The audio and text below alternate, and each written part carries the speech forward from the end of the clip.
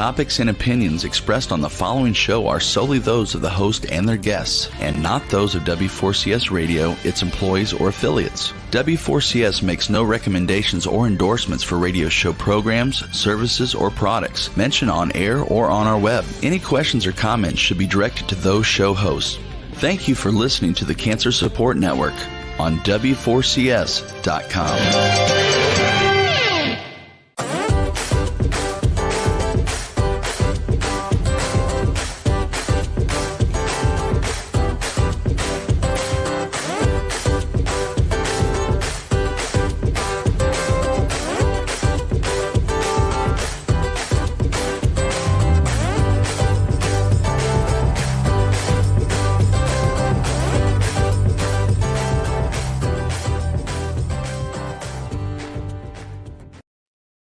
Hi everyone, it's Arthi with Light Up Your Life, and I'm so excited to be with you all today. And we're already in a new month of November.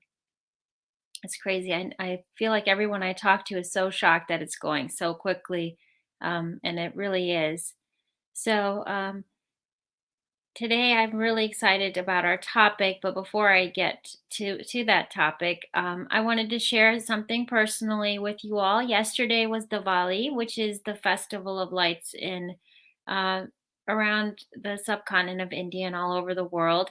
And for making new traditions, I actually put up our Christmas tree. I told my girls, that we would call it a Diwali tree and then transform it into a Christmas tree. So we have so many different ornaments that I told them we could put up some sparkly ones that we really don't use, because we kind of use the ones that they've made in school, or ones that we've collected or that I've collected over the years for them.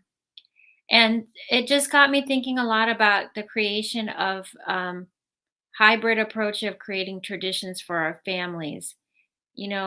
Sometimes when we have um, this urge and desire to keep things the same, or um, trying to take things from generations and take those and then also create something of ours.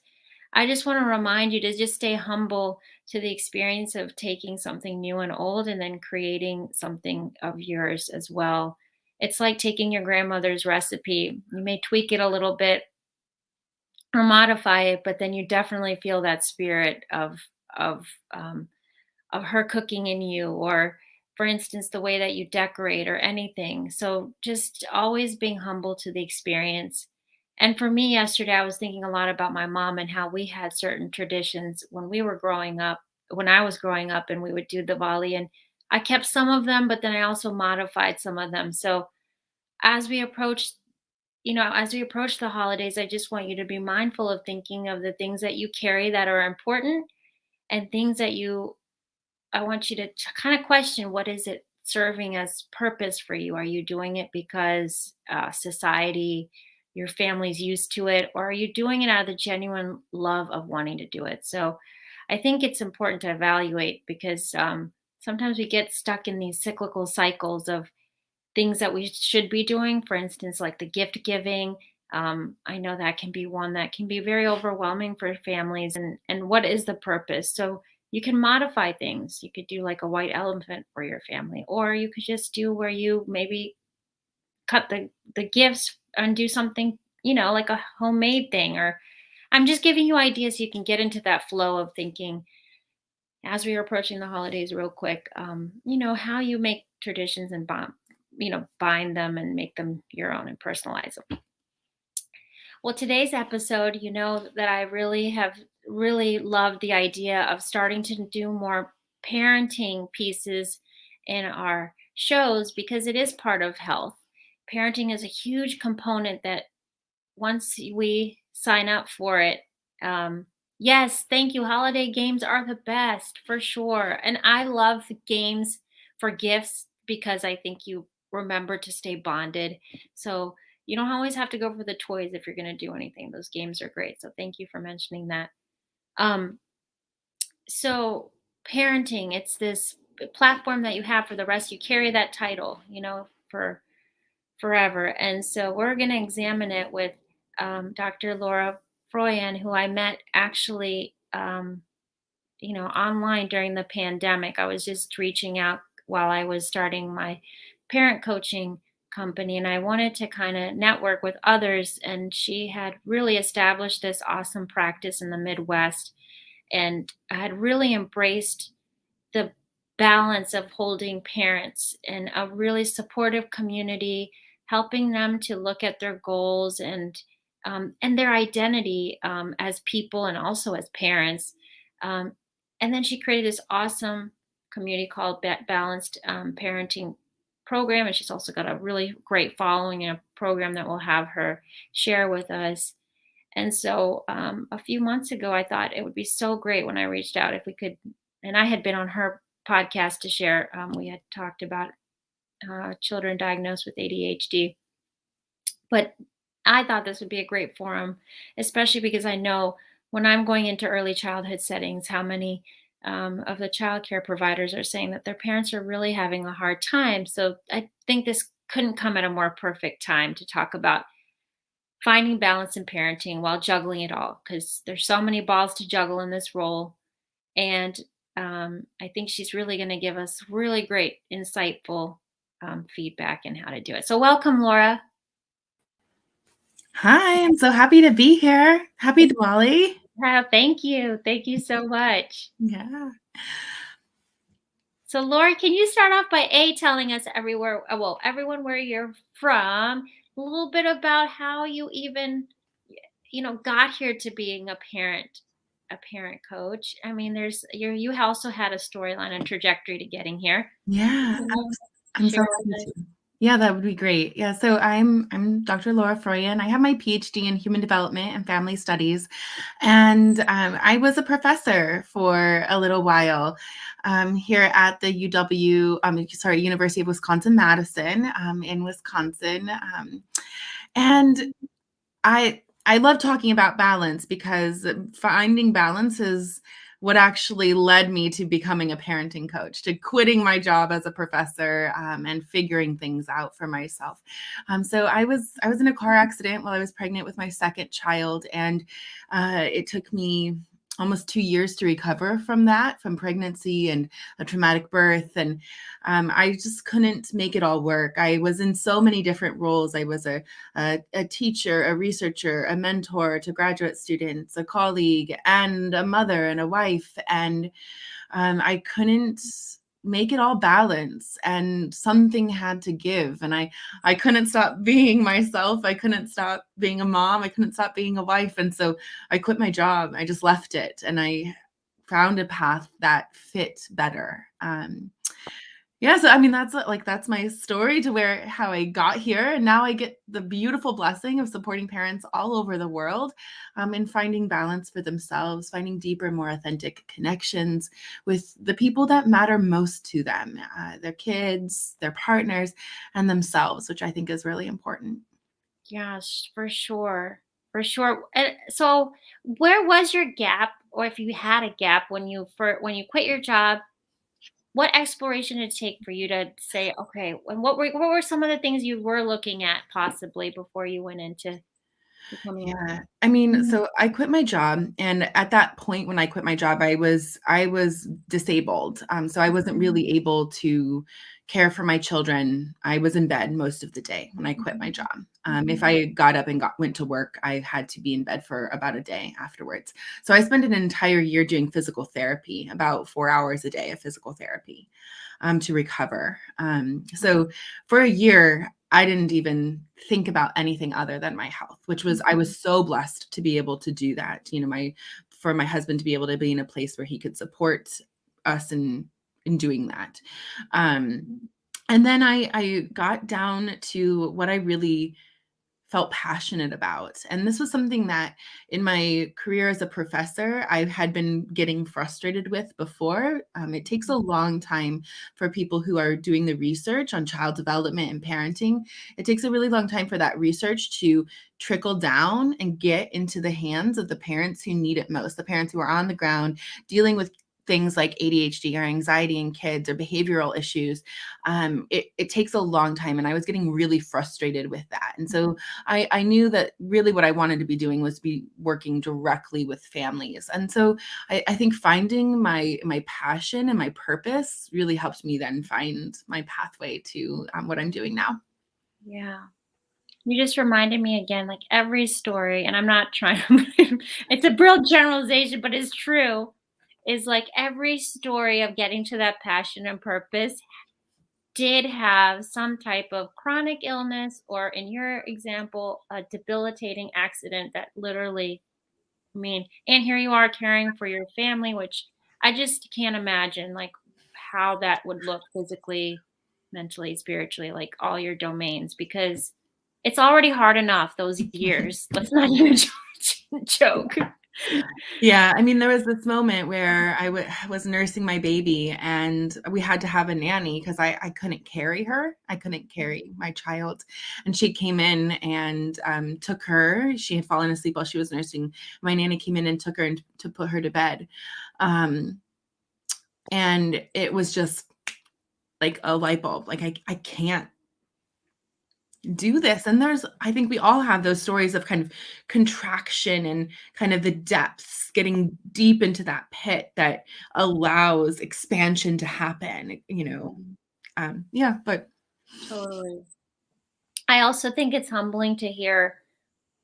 So I was a former mental health counselor, and there was this really fine line of how much you can share, right? In that role of transparency and authenticity. And when you go into this coaching relationship, and also what you make of the role, it's a little different on how, like, for instance, for your audience to see this side of you and for them to connect at a deeper level of being human, right? Like yeah, this human experience of caring for children and being human in general, not just a parent. being imperfect, figuring it out, struggling. I really want parents to know that I'm right alongside them. That this is something that we're figuring out together. We were promised a village. We're not supposed to do this alone. And now the way that our world is set up, we have to carve that out for ourselves. And I'm so honored to be able to walk alongside families who are struggling. And I think it's really important that they know that it's the people who are giving the advice or giving the support or teaching the tools, that we don't have it all figured out either, that we are in it together, figuring it out together. Totally. Yeah. Totally. Like when I'm snapping at my child, when I just went through this evidence-based, I say to families all the time, look, like, did I take that deep breath in that moment? No. Do I wish I, like, then that reflective practice. And in those moments of being human is that connection, right? Like, oh, you're not here to judge me. You're not here to say you know it all. Yeah, You're not here to, and I think you just carry each other in a whole different way. absolutely. And I mean, and so we're talking about balance. And I think, some people, when they think about like balance parenting, they think about a balance between like warmth and expectations. But I think about it in this very broad sense. And that part of balance is working towards improving and being kind to ourselves when we make mistakes, understanding that we're never on this like tipping point where we're primed and perfectly like balanced on the head of a needle, where it's really about we're on this ever shifting thing. Our kids are growing and changing. They have developmental stages they enter that set us back, and we've got to figure it out. And it's just this kind of micro correction piece that is so important for us to be aware of, and that it's natural and quite human and quite lovely to be imperfect, to make mistakes and repair and reconnect. That's where resilience comes from. And we've been forced into a world of perfect, right? Yeah. I mean, and that makes sense too. I think, so many of us grew up in homes where we had parents who, for the most part, were doing the best that they could. But we got the idea that if we weren't a certain way, if we weren't, at a certain level of perfection, that we would lose love, that love was somehow conditional, even though it likely wasn't. For most of us, we grew up in homes where our parents truly did love us unconditionally. It just didn't it felt conditional, right? And so it makes sense then that we have these parts of ourselves that are very concerned with being perfect, with getting it right. And I think for parents too, we want we know what parenting mistakes can do for us. We know how we've been impacted. Even through the best of intentions from parents who we love, we know we've been impacted. And then there's this anxiety of like, I don't want to pass this on to my kids. And it feels like a lot of pressure and a lot of like urgency. I've got to get this right. I've got to get this figured out. And when we grasp and hold so hard to something, it can be really hard to actually reach that goal, rather than as opposed to holding something loosely, holding a goal or intention, just kind of loosely looking at it and moving towards it with grace and ease. I love that you said that because goals definitely, right? I always use sports analogies when people always get fixated, right? We used to use them, but the fact is, it's not supposed to be. Like you said, the ebbs and tides of how these little beings and how we're always, even how much we change. You forget as an adult how much you are shifting, like all the time. You may have had an interest that's finally getting manifested into something else, or you may have had a hobby or something you never thought you would try, but you're giving yourself permission. And so it's interesting you talk about that because I think and people have the word balance, right? Like they either think of like the scientific balance or they Yeah. think of the legal balance, right? Like and you're just reminding me and I think our audience that balance is all about also in the moment. Yeah. And I think people think that balance is a state of being. I am either balanced or I'm unbalanced, like that it's this binary state. And I really like to think about balance more as a verb, as something that you are doing, that you are engaged in the process of doing. If we were all to stand up right now and try to stand on one foot, we would notice that there's little muscles in our feet and our legs who are activating and then deactivating and keeping us balanced, and we're never just perfectly still. Well, maybe like a ballerina or somebody who's practiced a long time is perfectly still, but I know I'm not. And it's a verb. It's a thing we're doing, not a thing we are. I know I saw that. Was it on your website? Yeah, Yeah, it was it's on your something I say a lot website. because I think Yeah. it's so important. Yes, I remember. Yes, because you do. You actually turn it into like turning into an action item, action versus like, and Mhm. that is so true. And I talk a lot about play on words because words do matter. Yeah. And I think we also take like when you think of the word perfection, when we look at what it, especially a parent who looks at perfection, and I'm sure you've seen this. A lot of parents really feel like it's their physical space, right? They acquaint perfectionism like my house is a wreck. That means I'm a or there's different. Yeah, we have all these stories in our head. We have all these stories about what things mean, what interactions mean, what our space, what our space looking a certain way means about us. We have all of these narratives in our head, and they can really get in the way of reality, like the simple truth of our lives. Mhm. Totally. Do you think when some are you seeing the level of anxiety have has risen for a lot of families you work with post COVID, or do you I mean, it's a loaded question because, I'm not saying in terms of like clinical wise, but the idea of just that anxiety and angst that families have been feeling. I think that chronic stress can do a number on our nervous systems. And I think that we are, as a collective society, experiencing a trauma together. And we have lots of different ways of responding to that. But I think that there is fatigue that's happening where people are getting really tired of making decisions that feel big and important, like life and death decisions. Like, it should not feel scary to decide whether or not you're going to get together with your family over a weekend. It should not feel scary to decide whether you're going to, let your kids ring doorbells on Halloween to go trick or treating. Like, those things shouldn't feel scary. And I think right now they do. They're activating our nervous system in a way that's really chronically hard on our bodies. So yes, I think that's what I'm hearing most, is that parents are really just tired. They're worn out. They're depleted. And it's hard. It's a hard time, I think, to be anybody, but it's a hard time to be a parent. For sure. For sure. Laura, I wanted to ask you, because you work with a multitude of parents, have you noticed any? I was just reading something yesterday about our generation X's and Z's, like X, Y, and Z's, and just different decades. And I was just curious to know, what are your findings when you're finding common threads from each of these decades of parenting? And what are some differences? Because a lot of it, like you said, is also how we were parenting. We're trying to make sense of that narrative. But we're also trying to make sense of the decades we are parenting in. Yeah.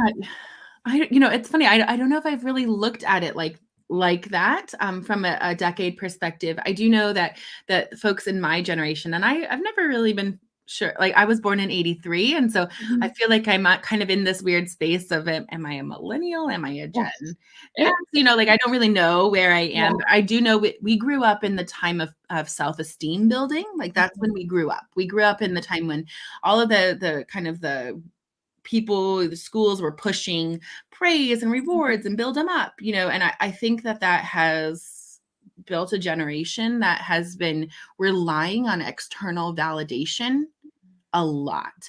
And then, of course, we're the generation that invented social media. We invented it in a way that really heavily relied on that external validation. And so I do think that there's this interesting piece, and a lot of us as parents are becoming aware of how harmful that's been, how hard it is to have a sense of self when your sense of self has always been reflected back to you from the outside world, as opposed to coming from within. And we want something different for our kids.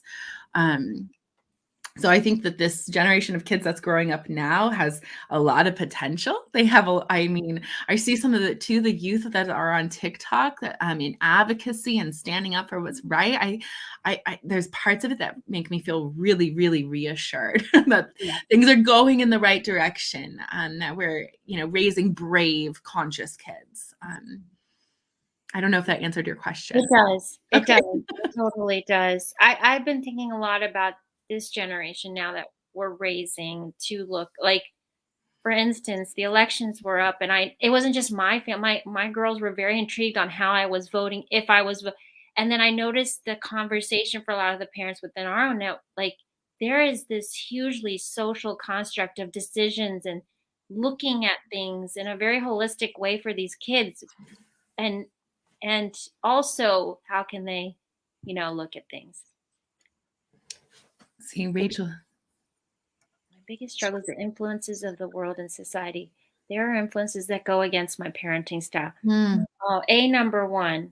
Amen to that. Yes. I'm really glad you brought that up, because there's so much contradictory. It's crazy, right? Like, and now, so Laura, how do we address this fact when we do have a parenting style that actually does work for our family, perhaps, or that has been made to fit? How do we work towards finding that balance of what our external world looks like?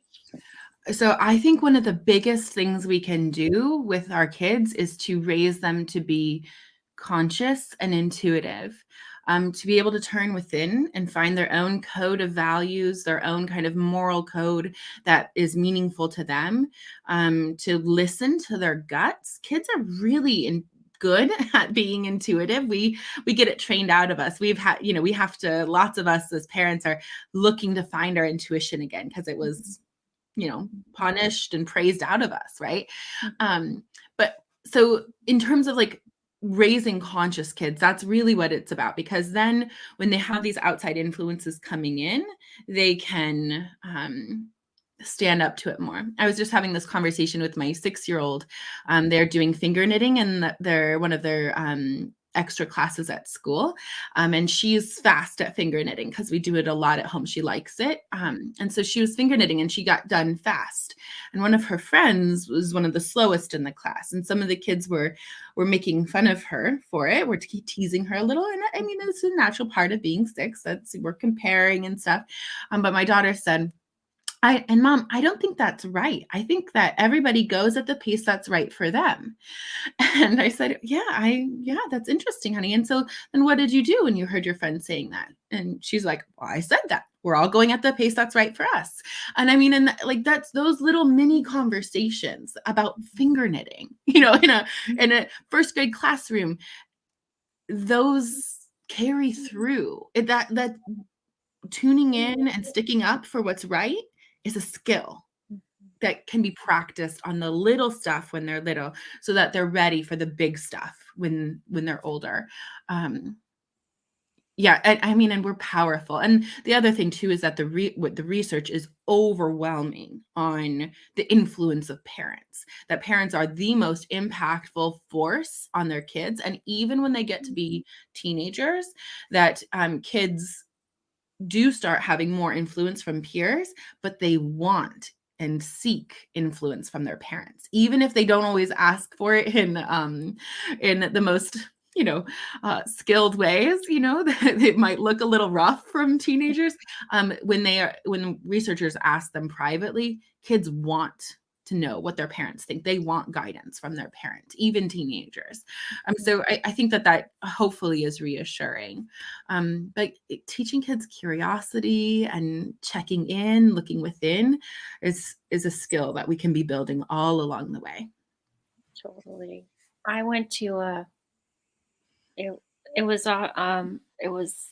called Meditation is Medicine or some talk, and he was saying that as a parent, the biggest thing you can teach your kids out of all of it is just to be present and be mindful. And the rest of it, he said, is Kate. Like, he didn't even say this, I'm taking this. It was like, in my mind, I created, then that's just icing on the cake.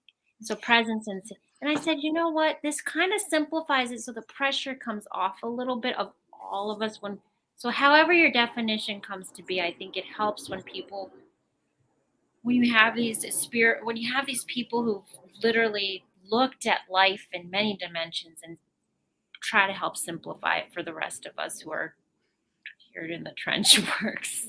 Yeah. I mean, and that is so beautiful. Slowing down, dropping into the present moment, getting curious. What is true for me right now? What feels right in my gut? Those are beautiful things, and those are skills that we can practice as parents too, and model for our kids. So we can, when we're in those times of struggle or trying to figure things out, we can be talking about it out loud in a way that has good boundaries. That's not going to scare kids, but thinking about those things aloud and modeling that for our kids, I think, is powerful too.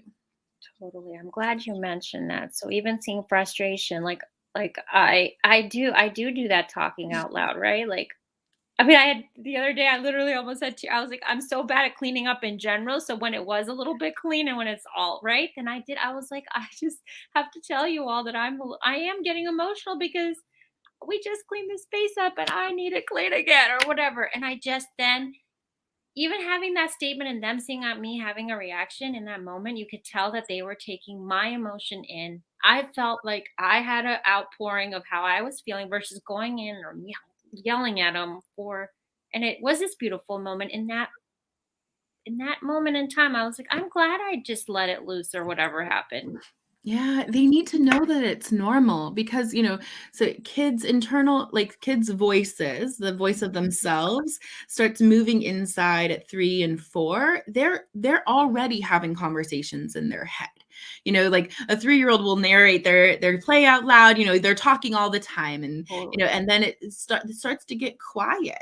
And we think that means it's done, but it's not. It's just inside their heads. And so they're already having this narrative. And so if we can acknowledge, like, this narrative is happening in our heads too. It's a very natural thing, and it's not always kind. So I mean, there will be times where I'm like, I've made some mistake, or I'm frustrated with something, and I will say things like, "Oh, I'm really frustrated with myself." There's a part of me that's being very loud, saying not so nice things to myself, and I'm just gonna meet it with kindness. Yes, I know I made a mistake. I'm human. Yes, yeah. Oh, sometimes it's hard to be human. Sometimes it's hard to be imperfect. Yeah. Okay. Well, the real truth is that it's water, and it's spilled on the floor, and yes, it's a mess, and yes, now we have more wet towels. But luckily, we're blessed. We have a laundry machine. It's all dried up. Okay, it's gonna be okay. And Yes. those things out loud, it's important. It matters. Kids need to know that we're not these perfect beings up on this pedestal who never get it wrong. They need to know. I've never dropped water or broken a dish like after the age of 7. Right, I know. I mean, and the other thing too is that we will tell, we will purposely tell stories about things that are going on in our kids' lives, things that kids are struggling about that we struggled with too, or that maybe, we didn't necessarily struggle with, but we're crafting a story, a narrative of struggle and persistence and growth. And they love to hear times where, like if my daughter's struggling with spelling, I will tell the story about the time I was really struggling with spelling, and there was a spelling bee coming up, and I worked really, really hard, and I got to be the last of the 2 people. And then I lost, and I didn't get my last word right. And it was really hard, but I, at the same time, felt so proud of myself for how hard I'd worked.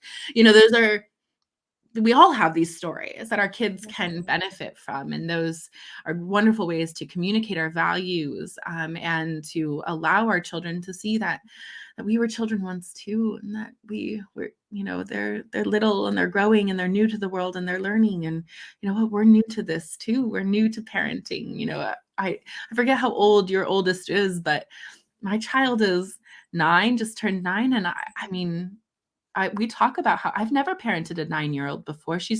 I need her to teach me. I say that I need you to show me what you need as a mom, as a 9-year-old. I've never been a mom to a 9-year-old before. And when my other daughter, who's 6, turns 9, I will never have parented her at 9 before. It will be brand new again. And so I think this, beginner's mind is this concept from mindfulness, and meditation that I just think is so beautiful as a parent. Just bringing beginner's mind to it all, it's just beautiful. I love that you said that. It takes that pressure off yet again to be a beginner versus an expert. Oh, I'm an expert because I popped this baby out and I know exactly what I'm doing. Right. And there's a reason I always give Oprah as an example. One of the most powerful, brilliant women in all time. Yet she herself said that it was a role that it is a difficult, beautiful, magnificent role, but there's no Bible, there's no manual, so how do you do it? And the only equation I've come up with, right, is like the ebbs and times of going with the flow. Yeah. It's interesting. I sometimes do think kids come with a manual, and I think it's within them. I think that they have the manual for how to get this right. I really think that they have incredible insight into what they need, and that so often we don't slow down and ask them. The Right. times I struggle most as a parent are when I'm in my head thinking I know what's right, when in reality, I need to be slowing down and checking in with my kid. And you know what? Kids don't always deliver feedback in the most skillful or kind way, right?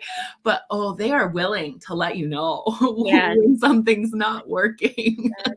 I am so glad you said stop and slow down and ask questions. And you gave this example, which I hope we all carry with us. You used the example of your 9-year-old and how you said, I haven't done this before. Teach and show me what. That's so true, right? We don't know how to do this. What do they need? How does it look? What do I need to parent? What are the tools? And then you also use the example of the other child coming through. If you do have other children, it's a complete different plate. We all know this. They're so different. Yeah. Yeah.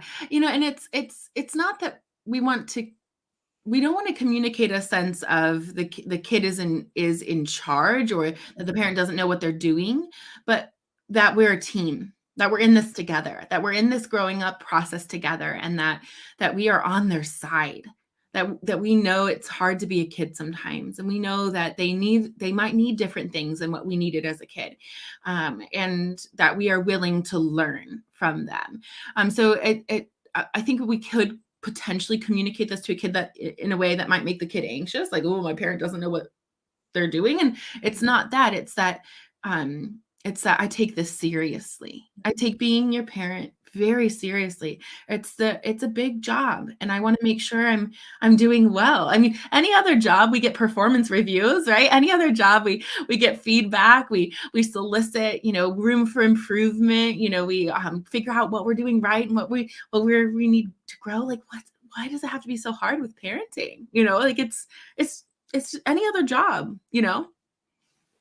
Totally. And a performance review. They're ready to give it to us. We just need to get to always giving it in different ways. I always visualize. So when I used to teach, I used to have the kids, when it was report card time, give me a little report card too. And I was like, now that my girls are starting to get their report card, what would it look like to have that parenting? What do I need to work on? But giving them a format in writing where sometimes a different forum besides just orally telling us, I think is important too, for kids to get different.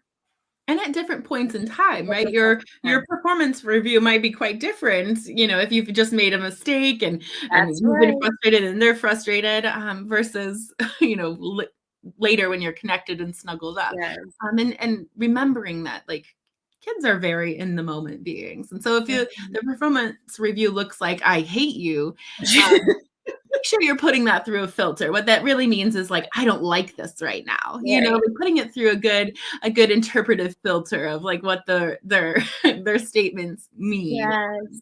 The And right now. yeah, right now, or when they say I hate you, it usually means I hate this, or it means I feel powerless. Like, I hate you often is a phrase that kids use when they're feeling really powerless, and they're trying to get more power.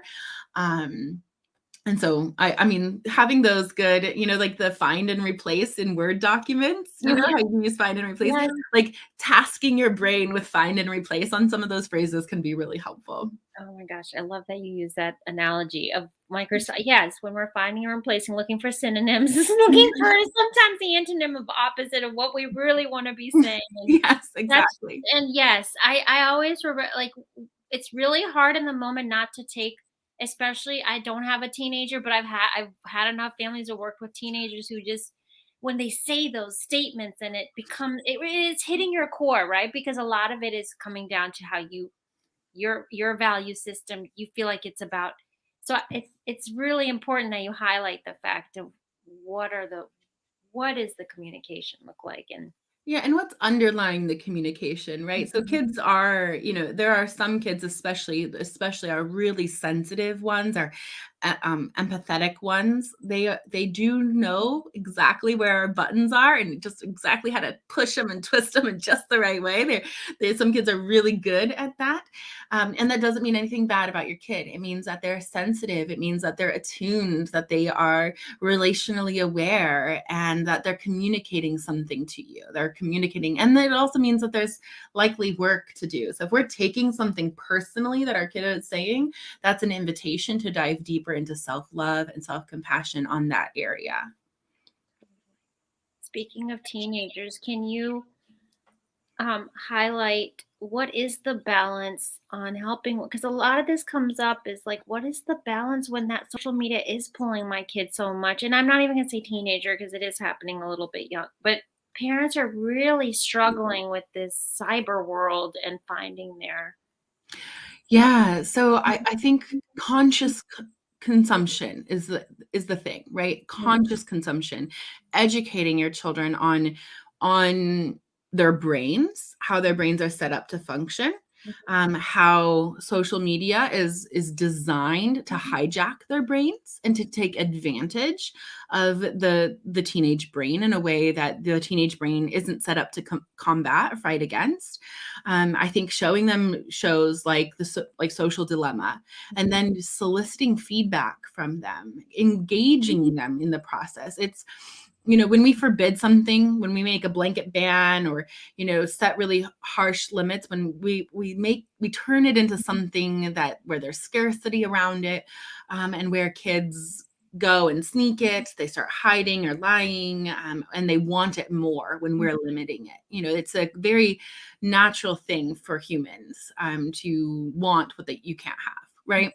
And so rather than setting those limits, working with them to set their own mindful limits, to reflect on how does it make me feel? Is this a net positive in my life or is it net negative? Are there things that I like about it? And at the same time, things that I don't like about it? And how can I set limits and boundaries for myself?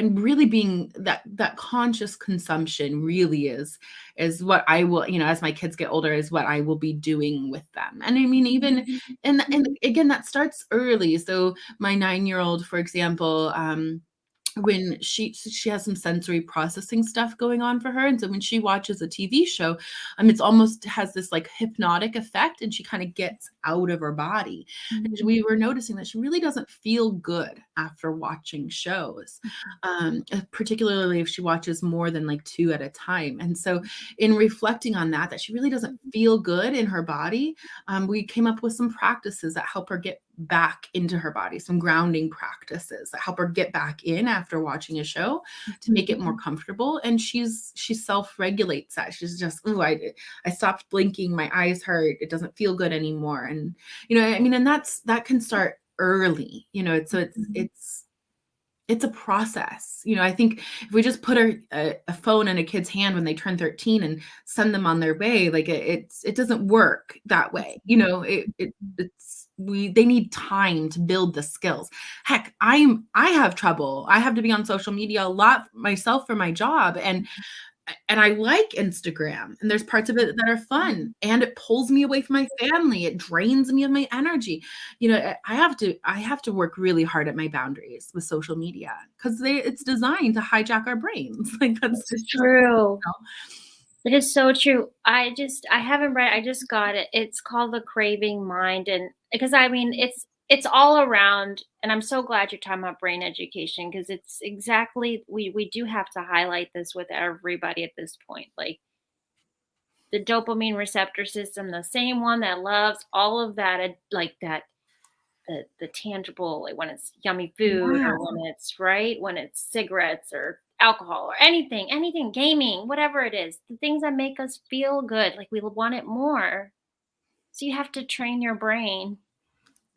Yeah. I have a podcast episode called How Technology Affects the Brain, where we had a neuroscientist come on and really like dig into what's going on in our brains when we're engaging in various different forms of technology. And that's really like, so my podcast is called The Balanced Parent. I can't remember the episode number. That's a good episode if folks are interested in learning a little bit more about how their brain and their kids' brains are affected by technology. It's fascinating. And it's, we need a user manual for our brain, right? Like it's totally. And I'm glad you mentioned boundaries, because it's so, you have to, right? Because when you're scrolling, every time you do, there was something about that. Like it's like a hit every time you're scrolling, like literally. They designed it. So I don't know if you've seen the Social Dilemma documentary on Netflix, but I haven't seen it, but I heard it's like somebody just told me I need to watch it. It's like, you should. But they designed the pull down, and the scrolling to mimic a slot machine, like a Vegas slot machine. They designed it that way, like on purpose. They made it look like a slot machine because of how powerful a slot machine it works in your brain to engage that dopamine and get that hit. Right there. Yeah. So anyone, and we know this, we've watched our own family members. I've watched people who generationally, like, they have changed their routine. They used to be the ones who would like literally spend times meditating in the mornings, and they literally are reaching for their phone first, right? I mean, and I give this example because it is just as much as we are talking that it's affecting our children or our teenagers, we also have to step back and go right here.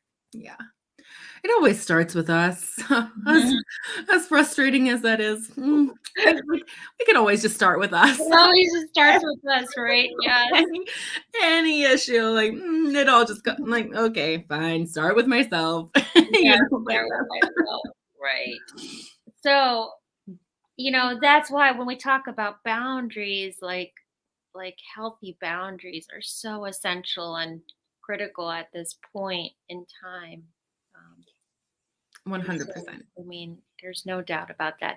Can you go ahead and start sharing? So, all you do so many different things. So, can you Oh, talk about your balanced community group and your podcast and some of your courses that you offer and all of that greatness? absolutely. Yes. So I have my Balanced Parent podcast. It's lots of fun. I have lots of amazing guests like you on there. We talk about a range of topics from things around taking really good care of ourselves, taking good care of your partnership and other relationships that are important to you, and parenting. So that's available for everybody on wherever you get your podcasts. I also have a free Facebook group that's just filled with just these beautiful conscious parents who are at various stages in their attempt to seek more balance and respect and consciousness in their parenting. And so there's just a lot of great guidance that happens and support that happens in this group. It's really a great community. And so I also have a membership community where people who are looking for more ongoing support. My membership is my favorite place to hang out. We do weekly live Q&As where you can submit a question and get it answered by me. We do monthly group coaching, and we do monthly trainings too. Just last night, we had a training with an artist who came in and did some creativity building exercises. And we discussed how important creativity is to parenting. And that was amazing. We did kind of group drawing. It was really fun. And I have a couple courses too. So I have Respectful Parenting 101, is my like foundational course. I also have some fun play courses where I teach you how to do play therapy with your kids, so that you can use play to help them prepare for new things like a arrival of a new sibling or having to go and get your shot. I know COVID shots are coming up. Yay. It's so exciting. And I have an entire video that in that course that walks you through preparing for a doctor's visit or for a shot. There's lots I available. love it. Oh, I have one too on if you are parenting in this way and you're trying to get your partner on board. I have a course for that too. Which is essential. We didn't even get into that about that balance, that Yeah. balance of partner, because again, like you bring up partnership and co-parenting and Mhm. like being on that page. It's all part of it, right? This is the part of the balancing too. If we think about ourselves, those like wobble boards, those like circular wobble boards that kids play with, right? And it's all part of the same thing. We have parenting and partnership and ourselves and other relationships, spirituality, health, like it's all on the same wobble board. And we're kind of all trying to figure that out. So I can't separate them. I'm a marriage and family therapist by training. I'm trained to Oh, think about this as a system. We're all embedded within each other, and totally. it's our communities too. It's a big thing. Like Yeah. it's big. I can't not talk about the parenting, like partnering relationship when I'm talking about parenting. It's all in there. I can't It's stop. all in there and it's all great hodgepodge. Yes. If you can't remember that quote of life is messy and parenting is, but guess what? There's so much fun in the mess, I say. Yeah. I love the messy middle. I know some people don't like that phrase, but I love it. I think there's beauty in it. There's real, like reality in it. There's authenticity in it. It's lovely. Totally. Yeah. Laura, thank you so much for being here. And everybody knows where to reach Laura. We had the banners up earlier. And please check her out on her Instagram and her wonderful Facebook community. Thanks, Laura, so much. Thank you. Everyone have a great week ahead. And thank you. I hope you were able to take some great nuggets. And just remember, we're all in it together. And always hold yourself with faith, love, and